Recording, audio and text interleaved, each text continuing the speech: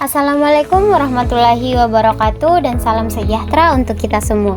Saya Mutia Salsabila dengan NIM B05230118, Program Studi Administrasi Kesehatan kelas 23A, Universitas Sulawesi Barat Angkatan 2023. Video ini dibuat terkait mata kuliah epidemiologi dan kemudian pada kesempatan kali ini saya akan memaparkan penyebab gangguan kesehatan mental DID atau Dissociative Identity Disorder atau gangguan identitas disosiatif.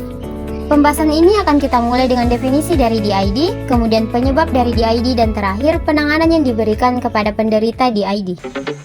Astagfirullahaladzim.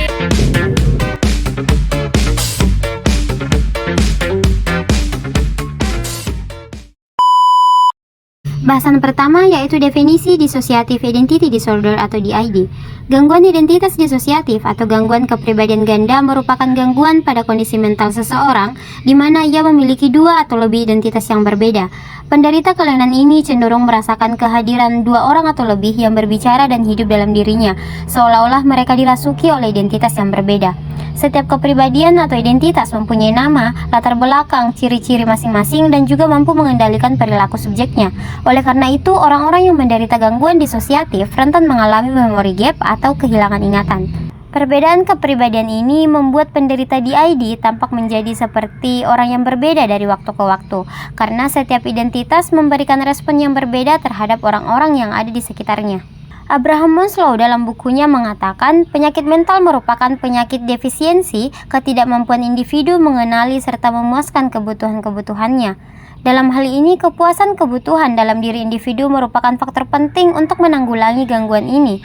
Ketika seseorang tidak mampu mengenali dirinya dan kemauannya, maka diidentifikasi orang tersebut sedang mengalami penyakit mental. Selanjutnya, penyebab dari Dissociative Identity Disorder atau DID. Menurut Sigmund Freud, manusia dibagi ke dalam 3 sistem penting yang mempengaruhi individu dalam kesehatan mental juga kepribadiannya. Ketiga sistem tersebut adalah ID, ego, dan superego. Syarat seorang individu memiliki mental yang sehat yaitu berjalannya ketiga aspek tersebut ke dalam satu susunan secara harmonis. Tapi sebaliknya, ketika 3 sistem itu bekerja secara bertentangan satu sama lain, maka orang tersebut dinamai sebagai seorang yang tidak dapat menyelesaikan diri dan ia menjadi tidak puas dengan dirinya juga lingkungannya. Nah, dari sinilah berawal gangguan kepribadian ganda atau yang sekarang kita kenal dengan gangguan identitas disosiatif pada seorang individu.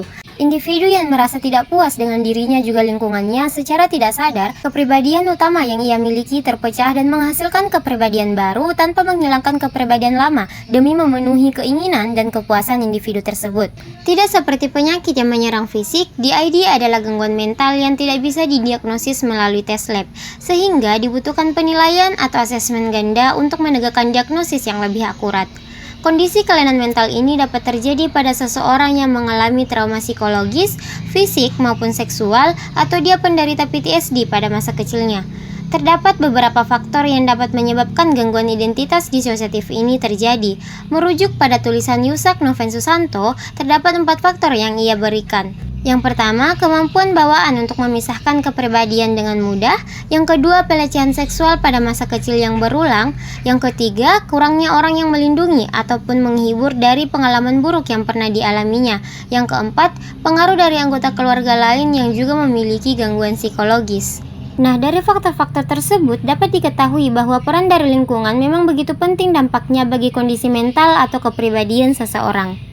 Secara psikoanalitik, gangguan-gangguan tersebut disebabkan oleh represi yang hebat dan bahan yang ditekan itu biasanya dihubungkan dengan hasrat-hasrat seksual pada masa kanak-kanak atau kita sebut tahap Oedipus yang tidak dapat diterima. Ini menunjukkan bahwa sebagian besar individu yang memiliki kepribadian ganda dikarenakan terdapat kesalahan yang berhubungan dengan mental pada masa kanak-kanak yang terbawa hingga ia tumbuh dewasa, seperti misalnya pelecehan atau kekerasan seksual pada masa kecil atau peristiwa traumatik seperti perang, konflik keluarga ataupun bencana alam. Atau bisa juga kekerasan emosional secara verbal ataupun fisik yang dialaminya.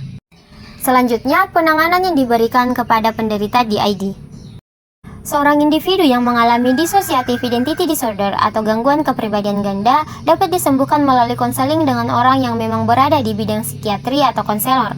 Pengobatan DID pada umumnya ditujukan untuk meredakan gejala-gejala yang dialami penderita seperti depresi atau rasa cemas berlebih yang mereka rasakan. Beberapa terapi yang disarankan oleh dokter untuk dijalani penderita DID adalah psikoterapi, terapi perorangan, terapi keluarga, juga terapi grup. Terapi-terapi tersebut dapat membantu penderita untuk mengidentifikasi dan mengatasi trauma kekerasan di masa lalu, mengantisipasi perubahan tingkah laku yang dapat terjadi secara tiba-tiba, juga menggabungkan identitas-identitas terpisah menjadi satu. Pemulihan jati diri ini tentu tidak akan mudah dilakukan, karena yang lebih utama adalah seorang individu harus menyadari dan mengakui bahwa dirinya memang memiliki kepribadian ganda. Maka dari itu, rehabilitasi fisik merupakan salah satu cara yang cukup efektif yang digunakan untuk memulihkan gangguan kepribadian ganda. Tidak hanya konseling, dalam hal ini resep obat-obatan juga dapat digunakan, misalnya seperti resep obat antidepresan, antipsikotik, atau penenang untuk mengatasi gejala-gejala DID. Namun, perlu diperhatikan dalam penggunaan obat-obatan tersebut, dosis pemakaiannya harus benar-benar dikontrol, karena tidak sedikit kasus di mana penderita mengalami ketergantungan terhadap obat-obatan tersebut yang berakhir overdosis bahkan dapat menyebabkan kematian. Selain itu, adanya support system yang kuat dari keluarga juga teman-teman dekat dapat memberi dampak yang positif terhadap kualitas hidup penderita DID. Demikian Learning Journal mengenai Dissociative Identity Disorder atau gangguan identitas disosiatif. Diharapkan setelah mempelajari hal tersebut, kesadaran setiap orang mengenai kesehatan mental dapat terus terjaga. Tidak hanya menjaga dan memperhatikan diri sendiri, namun juga orang-orang berharga yang ada di sekitar kita. Terima kasih. Wassalamualaikum warahmatullahi wabarakatuh dan salam sejahtera.